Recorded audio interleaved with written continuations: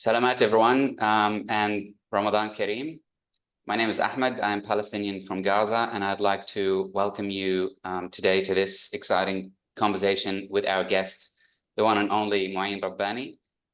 Today's session is titled Palestine at the Epicenter of a New Middle East, Pushing the Boundaries of International Law to Advance Colonialism, Oligarchy, and Empire. This national webinar is hosted by Palestine Justice Movement Sydney and Free Palestine Melbourne and endorsed by other organizations across this continent. Before I introduce our guest, Mouin Rabbani, I'd like to acknowledge the traditional custodians of the lands from which we are dialing in today and pay my respects to their elders past, present, and emerging. This land was never ceded, always was and always will be Aboriginal land, acknowledging that we're dialing in from ground zero of a genocide that occurred more than 230 years ago, and its echoes still reverberate to our day. I am dialing in from Camaragal country. Again, I want to welcome everyone who's joining us today, and I extend that welcome to those who are joining us from the dark side. In particular, for those guests, I should say that all opinions expressed by myself today represent my own personal views as a Palestinian from Gaza who happened to live on this colony and who happened to have his family enduring the past 17 months of the Israeli genocide in Gaza. And anything I say should not be construed or misconstrued as me using any authority or agency bestowed upon me as part of my workplace. Now, the past year and a half have witnessed seismic events and changes that have engulfed the so-called Middle East and led to global unprecedented changes and shifts in the public opinion towards the question of Palestine. The past year and a half felt like an eternity, specifically for the Palestinians in Gaza, but also for the Palestinians in the West Bank, East Jerusalem, and inside the state of Israel in 1948 Palestinians. It also felt like an eternity for all those around the world who advocate for justice, equality, and humanity. The live-streamed genocide is never going to be forgotten. There's a lot to unpack this afternoon, and who would be more well-equipped and authoritative to discuss the important matters on Palestine other than the brilliant Mouin Rabbani. Mouin Rabbani is a researcher, analyst, and a commentator specializing in Palestinian affairs, the Arab-Israeli conflict, and the contemporary Middle East. He has, among other positions, served as Principal Political Affairs Officer with the Office of the UN Special Envoy for Syria, Senior Middle East Analyst and Special Advisor on Israel-Palestine with the International Crisis Group, and researcher with Al-Haq, West Bank affiliate of the International Commission of Jurists. Mouin Rabbani is co-editor of Jadaliyya, where he also hosts the Connections podcast, co-hosts the Long Form Conversations podcast, and edits its Quick Thoughts feature. He is also contributing editor of Middle East Report. Mouin, welcome to the conversation, and thank you so much for making the time for us today. Thank you very much, Ahmed, for the introduction and for hosting me today. It's absolutely my pleasure. Thank you. As I mentioned, a lot has happened over the course of the past year and a half. Actually, a lot has happened over the past 2 months, ever since the ceasefire started in Gaza. The biggest event that's on everyone's mind at the moment is the recent Trump announcement to own Gaza, transfer its population to neighboring countries or elsewhere, and turn it into the Riviera in the Middle East, of the so-called Middle East. And even the more recent blatant threat that Trump made to the residents of Gaza.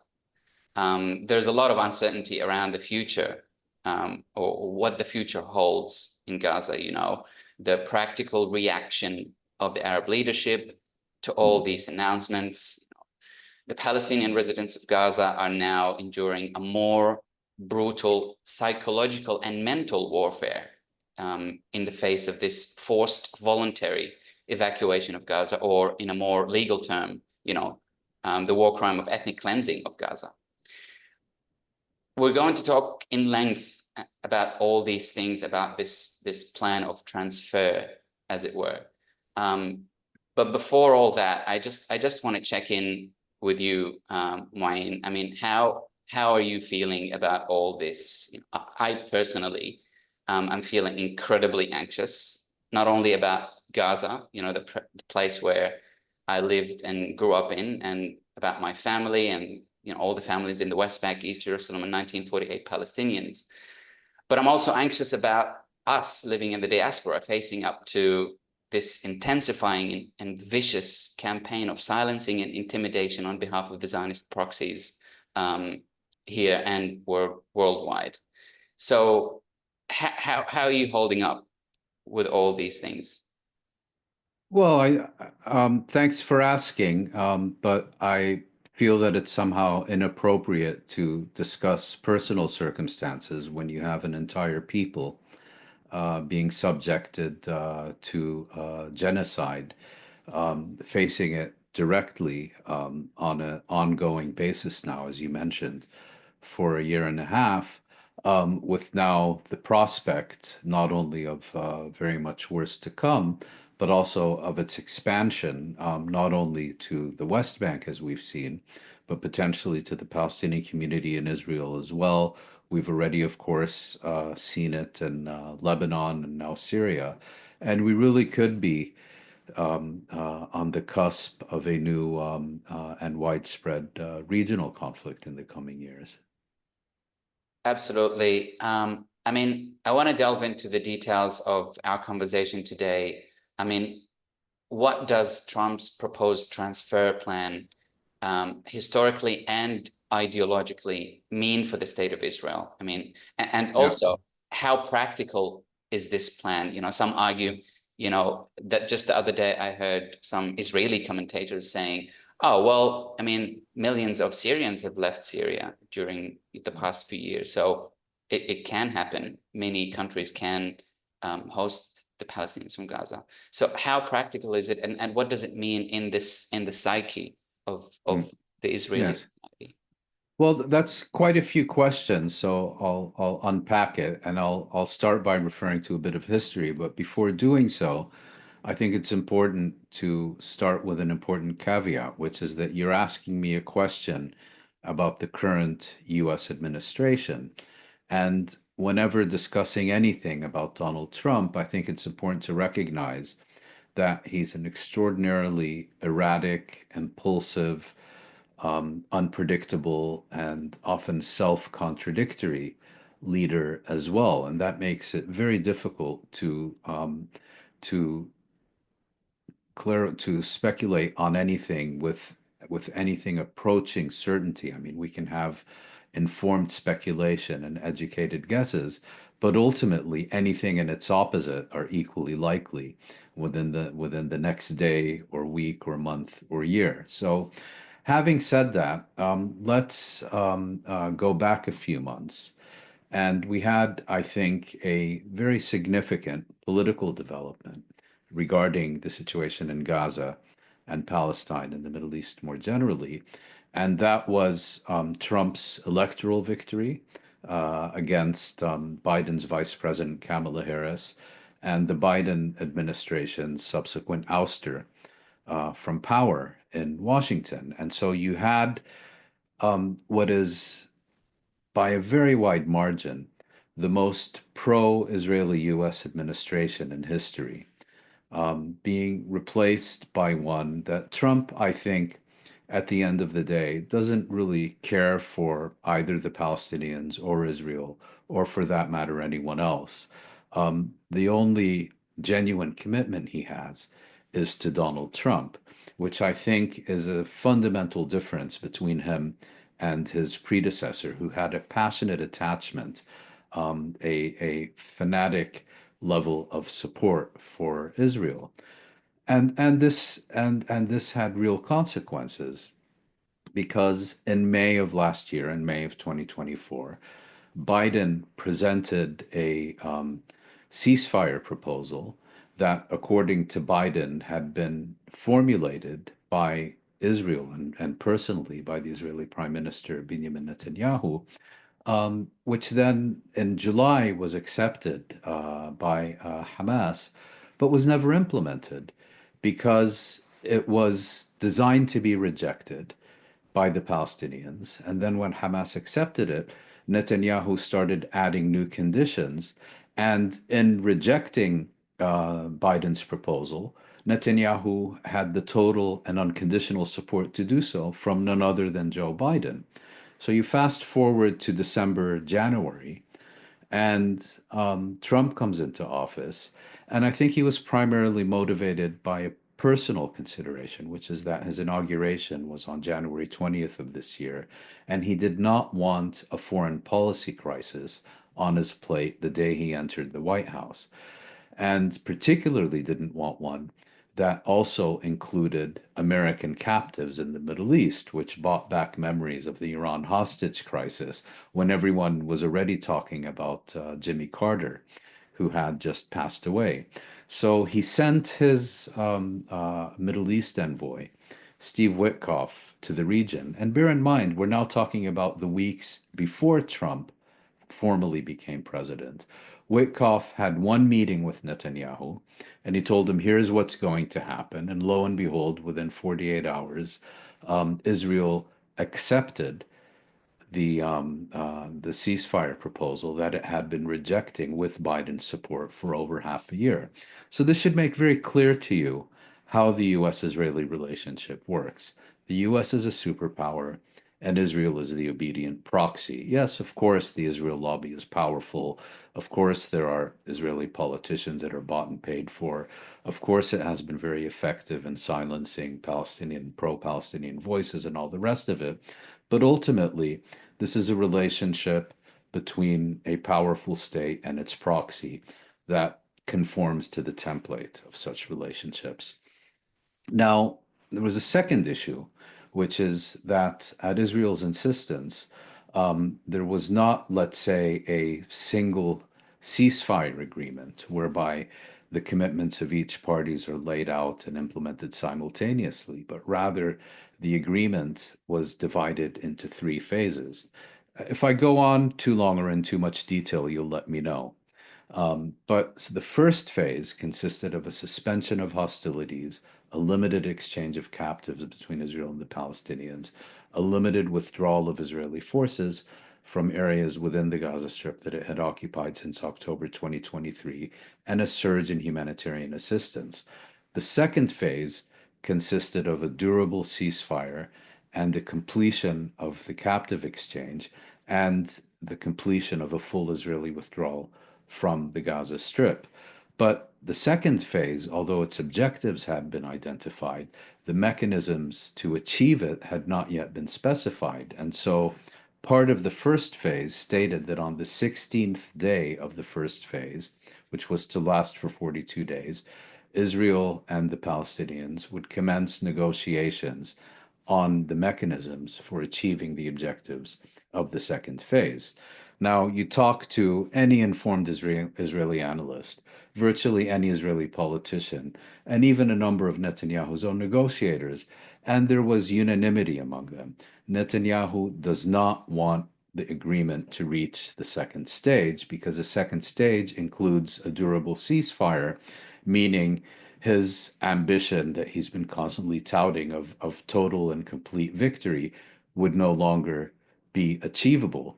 And everyone was predicting that Netanyahu would do everything within his power to try to sabotage the agreement and resume his genocidal military campaign before and during the transition from the first to the second phase.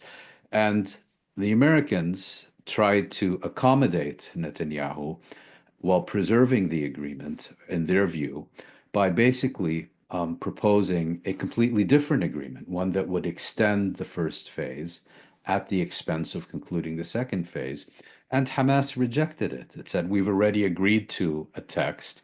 That's the only text we're prepared to implement. And then it was in this context that you began to see these harebrained proposals. First, the Gaza Riviera proposal, which would include the forcible mass expulsion, permanent forcible mass expulsion of all Palestinians from the Gaza Strip. I think it was a dead on arrival, stillborn, dead in the water. It was never going to be implemented. That doesn't make it irrelevant because it basically put ethnic cleansing once again on the policy agenda. It sought to transform the question of Palestine from a political question that needs to be addressed and resolved through issues like self-determination, decolonization, and statehood to a purely humanitarian question, which is to be resolved through providing jobs, housing, and social services. That I think is the real danger of this proposal rather than anything that may happen on the ground. But, Israel persisted in dragging its feet and not meeting its commitments under the first phase of the agreement. And then you had this crisis where, unless something happened, the agreement was going to be derailed and the genocide would resume in full force. And it was very clear, this is not a decision that's going to be made by Israel. Either the United States would authorize Netanyahu to derail the agreement, or it would give him his marching orders about maintaining the agreement. And in this context, we had two developments yesterday. On the one hand, we had this unprecedented reports of the US engaging in direct negotiations with Hamas. And at the same time, later that same day, Trump on social media made these blood curdling genocidal threats that if the Palestinians do not release all the remaining captives immediately and unconditionally and release all the corpses in their possession, that basically they would all be dead. My view is that what the United States is doing is more important than what it's saying, and that the reason Trump is making these outlandish statements is so that he can kind of camouflage what the US is doing on the ground, which in my view is exercising pressure on Israel to maintain the agreement. And then when further captives are released, rather than saying it's because we finally came to our senses and negotiated with Hamas, he can say, well, my threats clearly intimidated them. And that's why these people are now being released. So again, informed speculation and not more because we're dealing with a very erratic and impulsive leadership in Washington. But my sense is that the US recognizes that the only alternative to this agreement that's being offered by Israel is another forever war in the Middle East that will spread regionally, that its intention is to conclude in a direct confrontation between the United States and Iran, and on that basis is most likely trying to find a formula to maintain the agreement that is acceptable to both Israel and the Palestinians. Is this why Netanyahu and Israel continues to push for the prolongation of the genocide? I mean, what is the reason that Israel is adamant to continue the genocide and the war against Gaza? Is it just to finish Hamas, as what they say? Well, I suspect, after almost a year and a half, Israel has now understands that getting rid of Hamas or anything else for that matter is easier said than done. It's extremely unlikely that a weakened Israel can now succeed where it has already strategically failed in a year and a half, even if Hamas itself is also significantly weakened. I think we're dealing here with a variety of personal, political, and strategic and ideological considerations. If you read the press, people are always talking about Netanyahu desperately hanging on to power, and that if the war comes to a formal end, that his coalition will fall apart, that Netanyahu will lose power, that he'll probably end up in prison, not for his war crimes and crimes against humanity, but rather because of some corruption charges that he's facing from the Israeli judiciary. That's all true, but that's only part of the story. The other story, of course, is that Israel was dealt the most by Israel's own admission, certainly judging by these investigatory reports being conducted by Israeli intelligence and military that are now being published. Israel suffered the most significant defeat, if you will, in its history on October 7th, 2023, which, from an Israeli perspective, were more severe than even October 6th, 1973. And given Israel's military doctrine, it wants to reestablish its uncontested hegemony, not only over the Palestinians, but towards any other potential adversary. And therefore, it wants, to seek to achieve as much damage as it still can to kind of deter the Palestinians or anyone else watching from ever thinking of challenging Israel ever again. Then, of course, it also now sees a real opportunity to forcibly expel the population of the Gaza Strip and, under cover of its genocide in the Gaza Strip, to expand its insatiable lust for Palestinian land in the West Bank. So you take all of these factors together, and I think that provides a fairly coherent explanation of Israel's agenda. Israel's problem, of course, is that it is not the decision maker.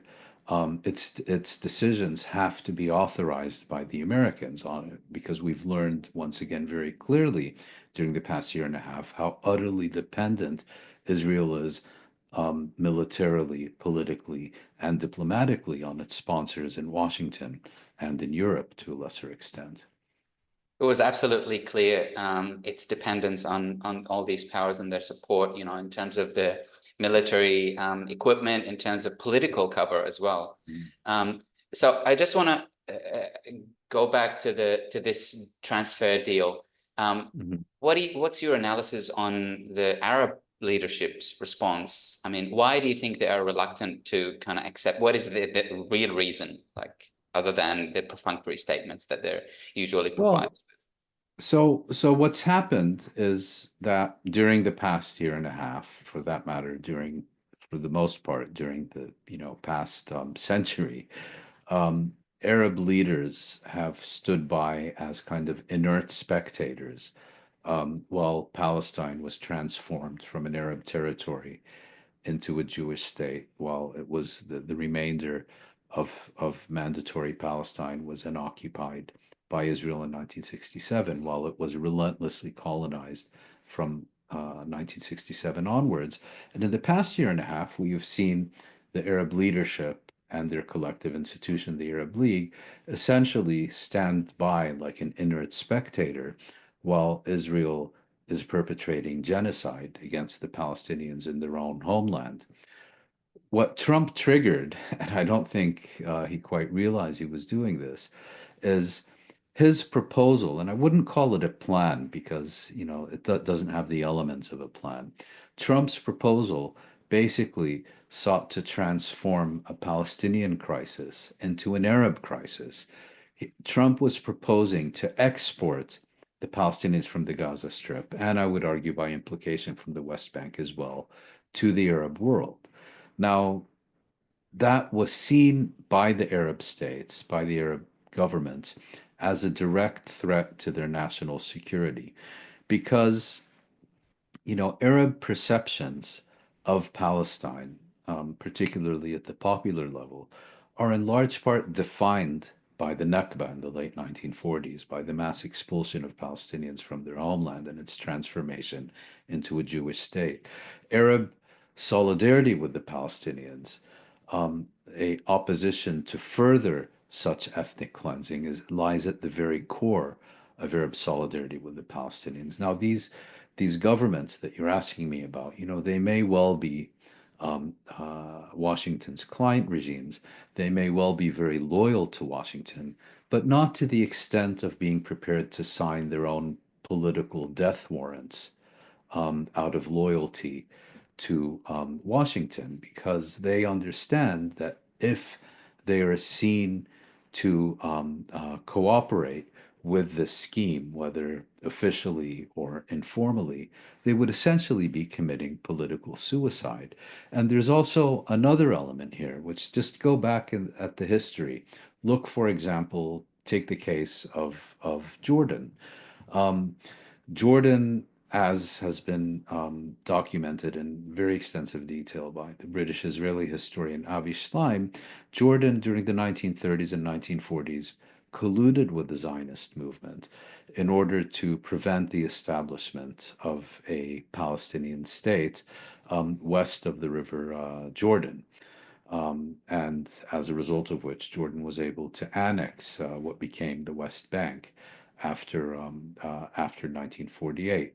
This collusion cost the current monarch's great-grandfather, King Abdullah, his life because he was assassinated in 1951. More importantly, the expulsion of the Palestinians did not resolve Israel's dilemma because the Palestinians simply then took up arms to seek to retrieve their rights from outside the borders of Palestine. And after 1967, Jordan became kind of, the Jordan Valley in particular, became the most important base of the PLO, the Palestinian guerrilla movements that emerged during the 1950s and 1960s. And this led to not only direct conflict between Israel and Jordan, but also extensive Israeli bombing raids into Jordanian territory, and ultimately an armed conflict between the Jordanian state and the PLO in 1970, known as Black September, that cost thousands of lives. Now, which Arab government in their right mind wants to undergo a similar experience simply for the privilege of resolving Israel's Palestinian problem at Arab expense? I mean, you look at what happened in Lebanon, for example, that was related to the Palestine question as well. And none of them want to experience a potentially existential legitimacy problem, and certainly not a national security crisis, simply because Israel refuses to implement agreements it has already agreed to, and because Israel thinks that it has an exception from abiding by UN resolutions and international law and all the rest of it. Thank you. Thanks. That's fascinating analysis back into the history of this kind of reaction from the Arab governments towards the Palestinians. But I want to talk about the legal issues and the legal implications of such an announcement by Trump. You know, how does this plan impact the global rule of law in the world? I mean, and how does Trump administration in general impact the global rule of law? I mean, we saw, you know, the American sanctions on the International Criminal Court, ICC's Karim Khan. We've seen sanctions on South Africa because of their involvement in the ICJ, accusing Israel of genocide. Like, how is going to be the rule of law moving forward with this belligerent Trump administration? Well, before answering your question, I'd like to say that I think it's important not to look at Trump in isolation. We have to look at him in context, because people like to view Trump as some kind of freak show, some kind of aberration from everything that came before it. But on virtually any issue relevant to the Middle East that we're discussing today, one can make a more persuasive case that Trump is not a radical break with past American policy, but rather is a logical culmination of longstanding US policy. So I'll just give you a few examples. During the first Trump administration, Trump recognized Israel's illegal claims of sovereignty over Jerusalem, and in violation of a UN Security Council resolution of 1980, Resolution 425 or 429, I can't remember exactly which, moved the US Embassy to Israel from Tel Aviv to Jerusalem. Was this an invention by Trump and his crown prince, Prince Jared of Kushner? No, because you go back and you look at congressional legislation from the 1990s, the US Congress, with overwhelming bipartisan support, had adopted one resolution after the other requiring the United States government to recognize Israel's exclusive claims of sovereignty over Jerusalem in direct violation of international law, and to relocate the US Embassy from Tel Aviv to Jerusalem, also in direct violation of international law. And Trump's predecessors had, in fact, begun preparations to this effect. The only thing Trump did is that these acts of legislation I'm talking about gave the occupant of the White House the right to sign 6 monthly waivers to postpone the implementation of that legislation. And all Trump didn't introduce new legislation to move the embassy or recognize Israel's illegal claims of sovereignty. All Trump did is no longer sign waivers, meaning laws that had been passed long before he came into office with overwhelming bipartisan support became implementable. You look at Trump's position on UNRWA. There's been a witch hunt against UNRWA within the US Congress for decades before Trump started his own witch hunt against the agency. And Trump's shutting down of the PLO mission to Washington and expulsion of its diplomats. The US Congress, again with overwhelming bipartisan support, in fact, defined the PLO as a terrorist organization in 1987 and made it illegal for the PLO to operate in the United States. So all Trump did is he stopped signing waivers allowing the PLO to maintain a mission in the United States. But sorry, while answering your question, I forgot what exactly it was you had asked. In terms of, in terms of, no, this is great analysis. It's all new information as well. In terms of, the rule of law, you Yes, mentioned that yes, it's just a yes. progression of Right. Biden. So here again, this idea that somehow, the rule of law, international legal institutions were somehow in pristine form until Trump came along. Look at what Biden did during his administration. It's true that he lifted the sanctions that the first Trump administration had placed on the prosecutor of the International Criminal Court and a few other of its officials.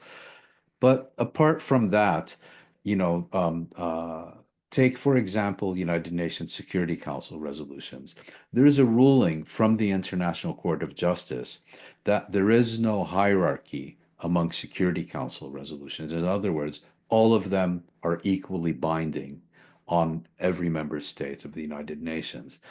Now, when the Security Council resolution finally, due to the absence of a US veto, was able to pass a resolution calling for a ceasefire in the Gaza Strip in 2024, I can't remember exactly when or which resolution it was, you had its Secretary of State, Antony Blinken, immediately come out and say it was not binding, basically making the argument that some Security Council resolutions, those that the US likes, are binding, and others, those that the US is indifferent to, are not binding. Well, if that's not seeking to undermine the operation of international institutions and international law, I don't know what is. You look at the constant attacks by the Biden administration, by Blinken and others against the International Court of Justice after it agreed to hear South Africa's genocide case against South Africa, denouncing it as meritless. It's the judges of the ICJ, not the US State Department, that decides what is merited and what is meritless. But, you know, Blinken, because he attended law school, had appointed himself a global authority on the interpretation of the Genocide Convention. So what Trump is doing is hardly something new. It's hardly an aberration. We have extensive evidence of the U.S. intensively lobbying member states, the ICC, the ICJ, in order not to perform their duties, in order not to fulfill their obligations under international law. Trump, at best, is just taking it to a higher level. And just as a general comment, I mean, what you have now what you had is, on the one hand, the international system as we've known it since 1945, where you have international institutions, international law that is supposed to apply to all states. And then you have what's called the rules-based international order, which is basically for you, international law needs to be scrupulously adhered to, and you will be subject to any punishment that we consider appropriate if you deviate in any way from your official responsibilities and obligations. But since we make the rules, we and our friends can simply ignore them and act as we please. So Trump is basically reinforcing the rules-based international order by also beginning to say that these rules not only don't apply to us, but under certain circumstances, they don't apply to our adversaries either. So that, for example, Russia is getting something of a free pass in Ukraine now. So it's basically saying this deeply bankrupt rules-based international order is now more explicitly being transformed into the law of the jungle. Absolutely. And it's interesting that you mentioned the ICJ and the ICC not applying for, the affiliates of the United States. Norman Finkelstein is currently working on a book that exposes Yes. some the corruption and bribery that took place behind the scenes, before the recent rulings from the ICC and ICJ, the bribery with Bensouda and all these stories. So I really encourage everyone to watch that interview that you did, Mine, with Norman Finkelstein on this, and watch that space. The book, I think it'll be released in July this year at some point. Yes. I do want to encourage everyone to start putting their questions in the Q&A. We'll get to that in a minute. But before that, I have this question in my mind for a while now. We're hearing many countries recognizing the Palestinian state at the UN. We're also hearing this slogan that has permeated the entire world, from the river to the sea, Palestine will be free, which has also been dismissed as anti-Semitic in many Western countries, What isn't? Yeah. Exactly. And, from the river to the sea, Palestine will be free, this really popular chant, and it's wrongly perceived as, as eradicating or calls for eradicating the state of Israel. So I can't help but wondering, what does the international recognition of a Palestinian state actually mean under the current circumstances? Does it mean going back to Oslo? And, is this recognition going to make any future impact on the ground in achieving justice and equality? Well, Some say that practically it's impossible to pursue that end as long as Zionism persists. Well, recognition is symbolic, and you can make an argument that it's politically meaningful, but in practical terms, recognition is meaningless when nothing is done to transform that recognition into a reality. So, recognizing a Palestinian state while continuing to look the other way, while Israel relentlessly expands its settlements in the occupied territories, while it perpetrates genocide against the population of the Gaza Strip, while it engages now in ethnic cleansing in the northern West Bank, while continuing to supply Israel with arms. It's not very credible. I mean, two states has become nothing more than a meaningless slogan.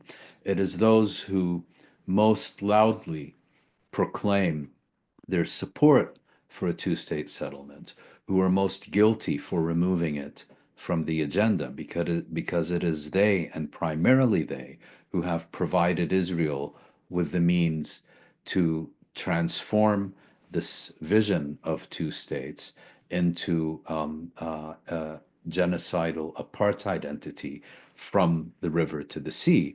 And now you have, like you said, all this whining about the slogan "from the river to the sea, Palestine will be free" is somehow anti-Semitic. This is from the same people who would have difficulty identifying a single living organism or inanimate object that is not anti-Semitic. But somehow, official Israeli maps that identify the entirety of mandatory Palestine from the river to the sea as Israel, somehow Israeli officials in positions of responsibility constantly proclaiming their exclusive hegemony, their exclusive claim, their exclusive ownership of the territory from the river to the sea. That's all perfectly acceptable. We never complain about that. We never whine about that. We never shut anyone up about that. But God forbid a Palestinian asks for their freedom, all hell breaks loose. Well said. Yes, it's something that we're struggling with here. You know, our governments usually give us these perfunctory statements. You know, we're It's always. obscene. It's really obscene. And I think it exposes the real agenda that these people have, which is to support Israeli hegemony, to support Israel's ability to permanently control the land and dispossess the Palestinian people without having to say so explicitly. So instead of coming out openly in support of Israel, we go after Israel's victims and say that they're somehow, guilty of all this diabolical, horrible business by uttering a slogan in favor of their own freedom. And they failed to address the core issue of the entire, if you want to call it conflict. It is the settler colonial nature of this ideology. That is, it's by nature ever expanding, and it's never going to stop at two-state solution, one Zionist state and one Palestinian state. I do think Israel has demonstrated persistently, repeatedly, at every opportunity, that it has an insatiable lust for Palestinian land, that it is almost incapable to stop, as you said. It's almost like it couldn't stop even if it wanted to. And the only way that Israeli territorial expansionism and dispossession of the Palestinians are going to stop is if outside forces, whether Palestinians, Arab states, or Israel sponsors and allies in the West, compel it to stop. You could make an argument that in the 80s and the 90s, that Israeli public opinion was still in a position that, had it properly mobilized, that it could have perhaps compelled its government to accept peaceful coexistence with the Palestinian people. That's speculation. That's my personal opinion. I could be wrong, but what I am certain about is that that is no, we've gone way past that point. You look at Israeli public opinion in recent years, and particularly since October 2023. I mean, it has become, for all intents and purposes, an openly genocidal society that bays for Palestinian blood around the clock. I mean, you listen to, their most prominent media commentators, their politicians, they seem to be on a national mission to erase any distinction between a Palestinian civilian and combatant. The main criticism of the most extreme right-wing government in Israeli history is that it's not violent enough towards the Palestinians, and that it should be doing much more to get rid of them. So Israeli society, I think, and I'm not talking about every Israeli, I'm talking about Israeli society in general. Of course, there are very honorable exceptions, but Israeli society is no longer capable, even if it wanted to, of compelling its leadership to accept peaceful coexistence with the Palestinians. And the dilemma here is that the Palestinians and the Arab states, they can perhaps make things difficult for Israel, but they're incapable of imposing that on Israel as well. And in terms of Israel's Western sponsors and allies, well, the problem there is not that they don't want to, or that they can't, but you have a combination of active support of Israel and passive acquiescence in what it is doing. Couldn't agree more. I mean, by and large, the Israeli society is actually, and that's what Professor Haim Rashid Zabner mentioned, it's actually what happened in Gaza is a democratic genocide. It's by the consensus of more than 96% of the Israeli society. So it's just it's unfortunate to see this kind of agreement, coming out of this decades-long indoctrination process of the Jewish minds in general. And here I would like to point to an important distinction between, for example, Israel and South Africa. South Africa was a much larger country, had many more resources, and for decades, despite being an international pariah during the apartheid years of its white minority regime, was able to sustain itself. Israel is an entirely different kettle of fish. Israel is entirely dependent on the goodwill of its Western sponsors and allies.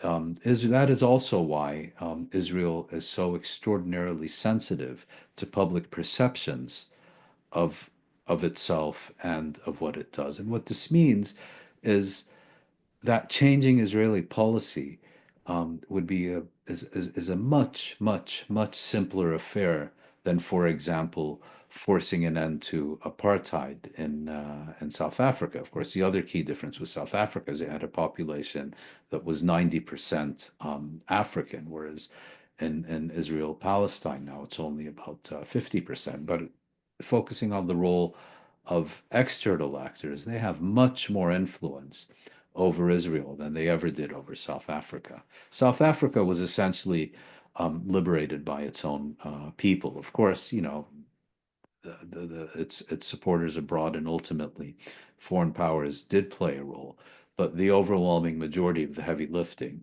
was done by the people of South Africa. In the case of Israel, you can actually easily envision a situation where its sponsors and allies withhold their support and it's game over for the occupation.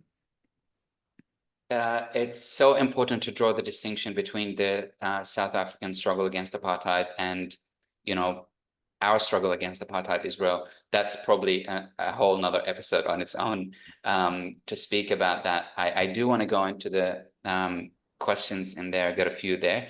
I want to start. I also want to let everyone know, just put your questions in the Q&A box. It's so much easier than just to speak out. I can see a hand out there.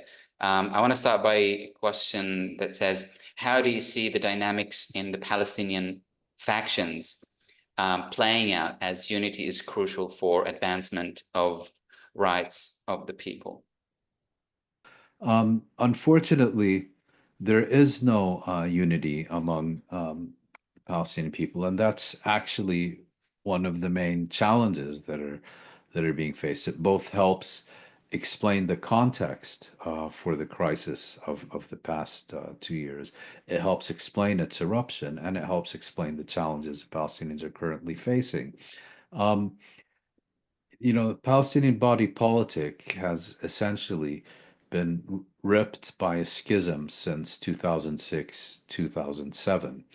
And I think the only way out of this is for the Palestinians to unify within the context of their national representative, the Palestine Liberation Organization, which would involve a preparedness by the PLO leadership to incorporate Hamas and Islamic Jihad into the PLO, and then through a process of consultation, debate, and discussion to agree on a national strategy and then to agree on mechanisms on how to mobilize in support of that national strategy. Most importantly, how to mobilize their greatest resource, which is the Palestinian people, wherever they may be.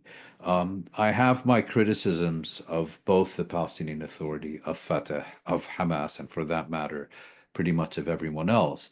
But I think the one insurmountable obstacle to reaching a resolution of this crisis is the current Palestinian leader, Mahmoud Abbas, him personally, more than the PA or Fatah or anyone else. And I think until he drops dead or is removed from the scene or retires or whatever, I think serious discussion of a resolution of this issue only becomes possible once he is no longer there to block it.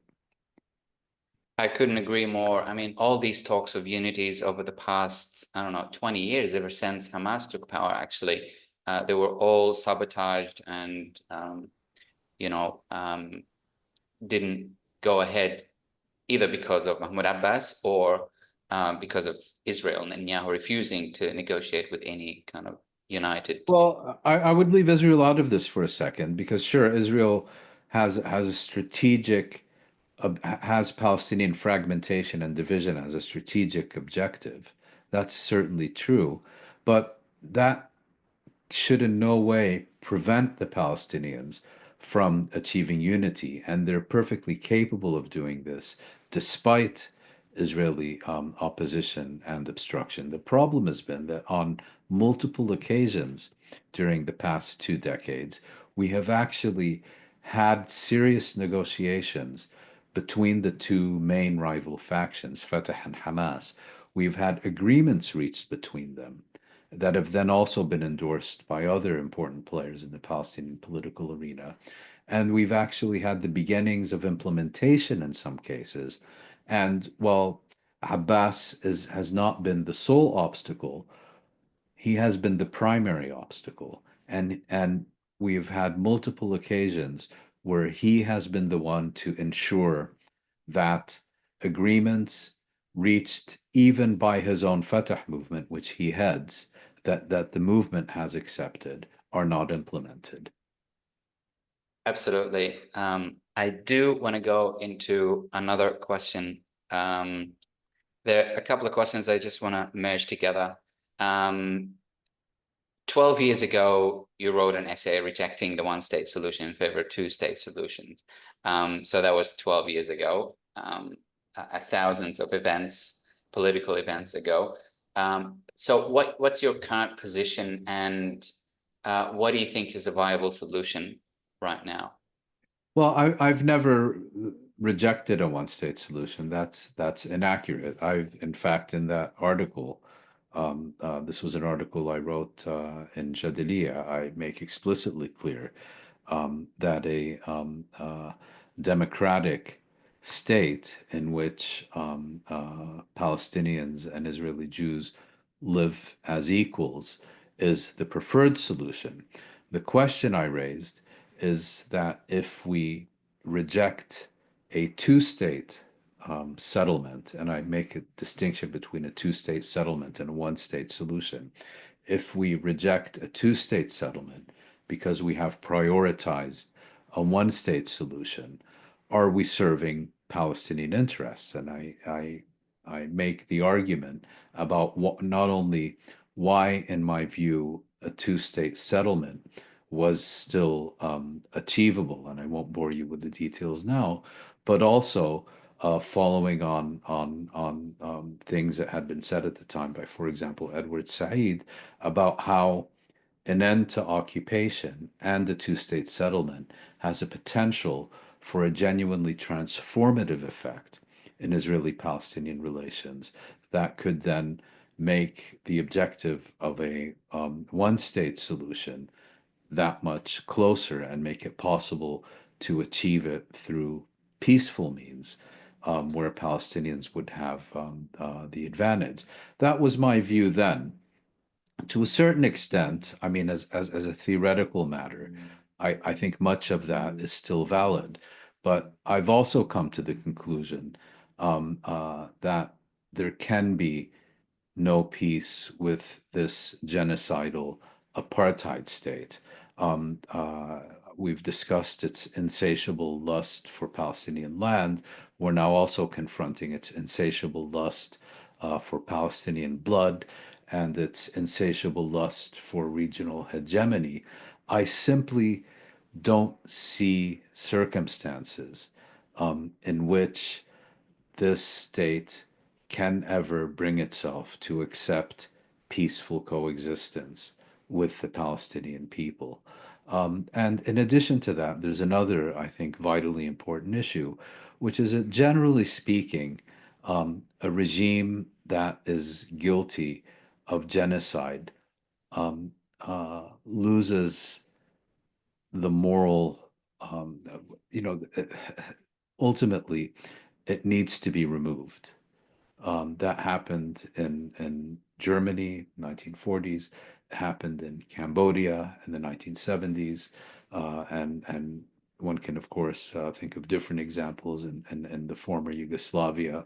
So I see no reason why this genocidal apartheid state should somehow have impunity and be able to escape accountability for its actions when its peers in the 20th century and in more recent history have had to confront the consequences of their actions and be held accountable for them.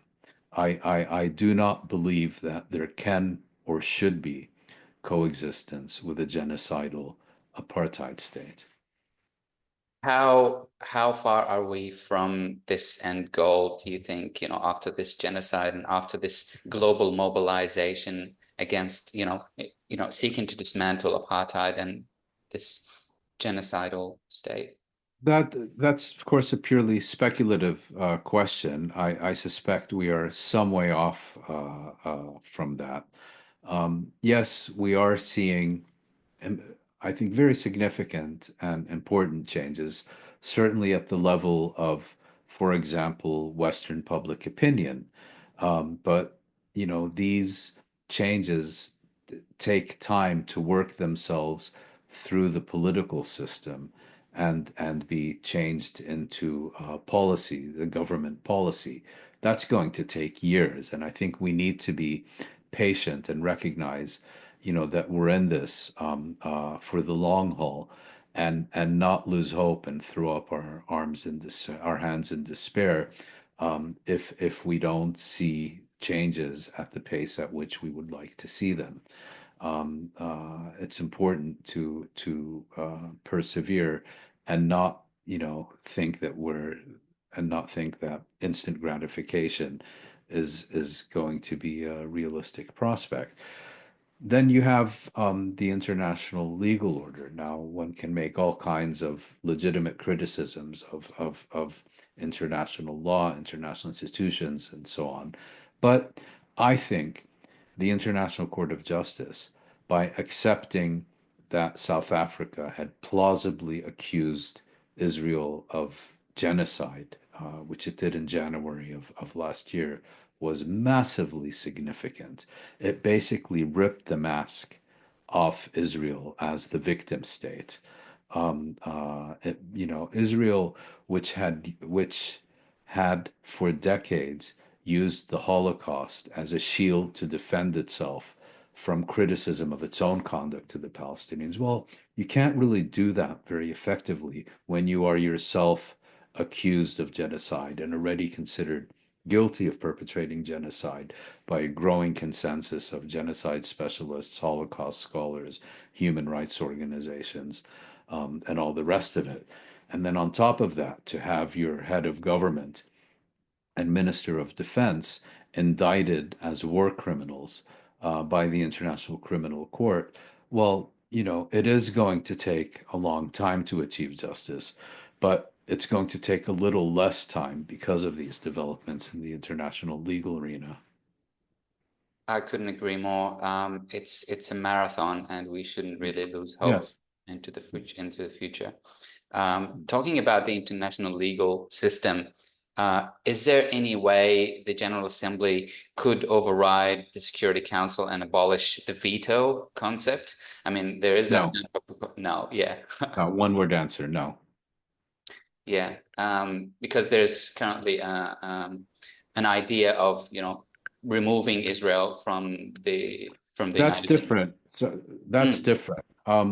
The General Assembly does not have the authority to change the procedures of the Security Council. So the General Assembly cannot tomorrow pass a resolution saying, for example, the United States or Russia are expelled from the Security Council, or Security Council members no longer have a veto. Um, nor can they expel a member state from the United Nations. And South Africa is the best example of that. South Africa was not expelled. The white minority regime of South Africa was not expelled from the United Nations because that would require, if I'm not mistaken, the consent of the Security Council resolution, and the United States did not support that. What the General Assembly can do is expel a member state from the General Assembly. It can expel a state from its own ranks. And that is a massively symbolic and politically important step that did happen to South Africa in 1974. And it's certainly a possible measure that can be taken against Israel. I would also urge people to look more closely at the case of Rhodesia, what is now Zimbabwe, the former Rhodesia, because in the case of Rhodesia, the Security Council also got involved because Rhodesia in 1965 adopted what was known as a unilateral declaration of independence, which upset the British. And so the Security Council acted against Rhodesia in ways that it never did against South Africa. And if you look, for example, at the measures the Security Council took against the white minority regime in Rhodesia, it had a travel ban, had all kinds of punitive sanctions at the time. And if I'm not mistaken, but I could be because I'm not entirely sure on this point, Rhodesia actually was expelled from the United Nations. That's very interesting. I'm going to go to this question about unity again. Do you think the Chinese efforts will, help into, consolidating the Palestinian unity, the different parties? Well, they certainly don't hurt, but what I think needs to be understood about efforts to achieve Palestinian unity is that outside powers, in this case, the Russians and the Chinese, they host meetings and they broker negotiations, and even agreements are sometimes reached under auspices. But this is a file that is very jealously guarded by Egypt. And so at the end of the day, neither Hamas nor Fatah are going to reach and conclude and implement a significant agreement that is not reached under Egyptian auspices. Because if they do, Cairo will get mightily upset with them for having deprived it of its starring role in this dossier. So what you've had recently, for example, is that the Palestinian factions, as they're called, did travel to Beijing and did conclude an agreement there, and it kind of remained ink on paper until more recently, Fatah and Hamas reached an agreement in Cairo about the form and shape of a post-war administration, if I can use that term, in the Gaza Strip. So that was kind of an Egyptian agreement, if you will, or at least one concluded under Egyptian auspices. My question before the final to you, Mouin, do you think Israel will ever release Marwan al-Barghouti? It was supposed to be released with Ahmed Saadat and other, really huge figures in the Palestinian community in the second phase. Well, there are several complications with that.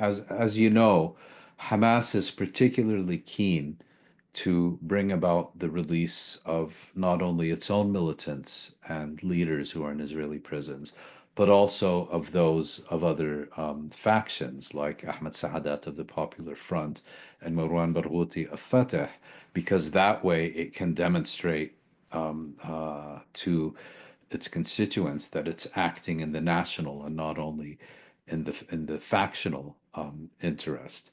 And Marwan Barghouti is in this case a particularly important individual for them, not only for the reason I just enumerated, but also because he has been an advocate of consensual politics between Fatah and Hamas, and is seen as a credible successor to Mahmoud Abbas, And obviously, if he was able to get out because of Hamas's efforts and then became president, he would presumably be well disposed towards some form of power sharing with Hamas and supporting their incorporation into the PLO and so on.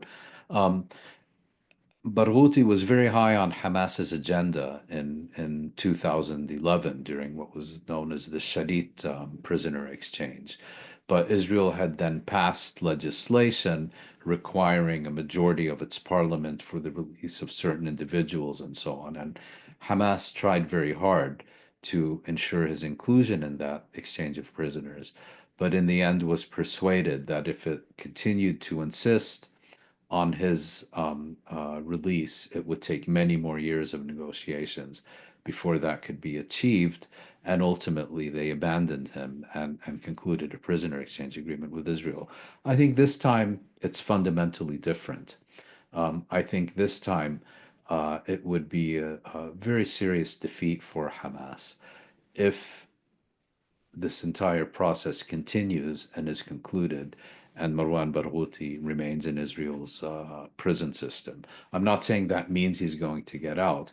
I just think that he is an absolute priority for Hamas for the reasons I stated. But in addition to Israel wanting to keep him in prison, we also need to understand that there are powerful Palestinian forces that want to keep him in Israel's prisons, and particularly Mahmoud Abbas. I mean, in the past, Fadwa Barghouti, Marwan Barghouti's wife, has openly accused Abbas and his former minion and now rival, Mohammed Dahlan, of lobbying Israel and the United States to keep Marwan Barghouti in prison because Abbas sees him as a threat to his own position. I couldn't agree more. I mean, Abbas's involvement is not just about preventing unity. It's yeah, and that's the nature of him being a subcontractor of the occupation and colonization in general. And that's what Oslo was about in the first place. So my last question to you, Mouin, not Marwan.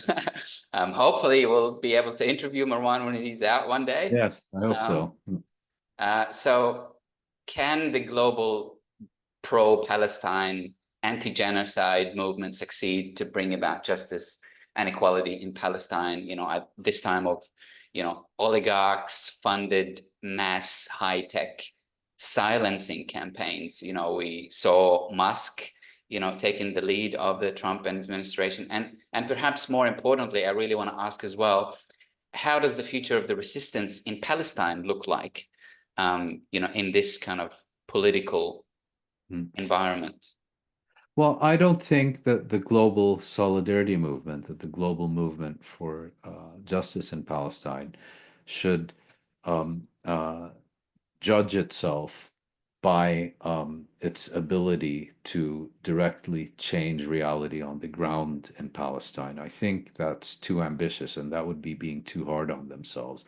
There's very few examples in history where a struggle is won or lost on the basis of the activities or lack thereof of solidarity activists abroad.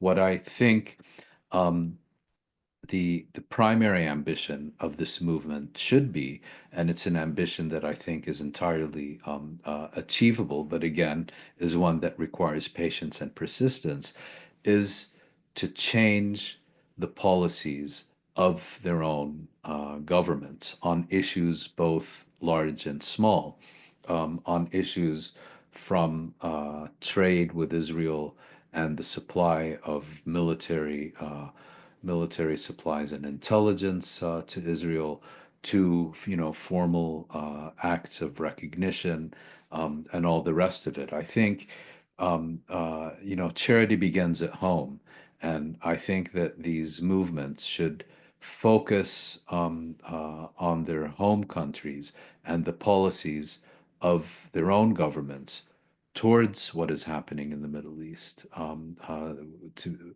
which I think is their primary duty and responsibility, and I think can also be energizing in the sense that is an arena where they will be able to see results. That is also, I think, an arena where it is more easy to mobilize additional membership and support. And And sorry, and of course, ultimately, it will contribute to change in the Middle East, but I don't think they should have the illusion, um, that reality in the Middle East will be the outcome of, what they do in Australia or Denmark or Argentina. absolutely. And just my second part of the question, why I decided to ask this question, the future of the Palestinian resistance in Gaza and in Palestine. Are we, I mean, given the recent tacit negotiations between Hamas and Trump, are we seeing more of a diplomatic type of resistance in Palestine at the moment? I think it's a very difficult question to answer. I mean, we started this discussion by pointing out how fluid and unpredictable the situation is, and I'm not really going to venture a guess on whether Palestinians are now transitioning to a political struggle, a combination of political and armed militancy, whether it will be primarily within Palestine, whether the Palestinian citizens of Israel are going to get involved, what is going to be the role of the surrounding countries and movements and individuals that support them in those countries. I think it's very difficult to provide an an intelligent answer on that. But I think one thing we have learned during the last year and a half is that no matter what Israel does, no matter how much its supporters and apologists and flunkies abroad vilify the Palestinian people and the very concept of Palestine and demonize, delegitimize, and denounce and criminalize and all the rest of it, um, the Palestinian people will never give up. They will never surrender. And they will keep struggling for their rights until those rights are achieved. And for over a century, Israel and its supporters, including what was once the greatest power in the world, the Great Britain, and what is now the greatest power in human history, the United States, have thrown everything they have at this people, and they have not surrendered, and they will not surrender. That's a great note to end on. I do want to thank you very much, Mouin, and I want to thank everyone who joined us today. Did you have any last comments as well, Mouin? Sorry, I thought I saw No, you. I just wanted to thank you for hosting me, and I've really enjoyed this discussion. Likewise, and hopefully we'll do more of those discussions because I personally have so many other questions, around Iran, around Syria, around, the recent proposal by Arab leadership and so on and so forth. So it would be good to talk more. And I've been watching you very closely in your interviews. So thank you for all the work Thank you. that you do. Thank you. I do want to make a last announcement. This video is recorded and we'll be sending it out to everyone who's attended who couldn't attend as well. And this webinar was free to register for everyone, but there was a donation opened and people donated generously. I am in touch with families inside Gaza and all the donations will go directly to them. So thank you very much again. Thank you, Mouin, and have a lovely night. You too. Thank you very much. Take care. Goodbye.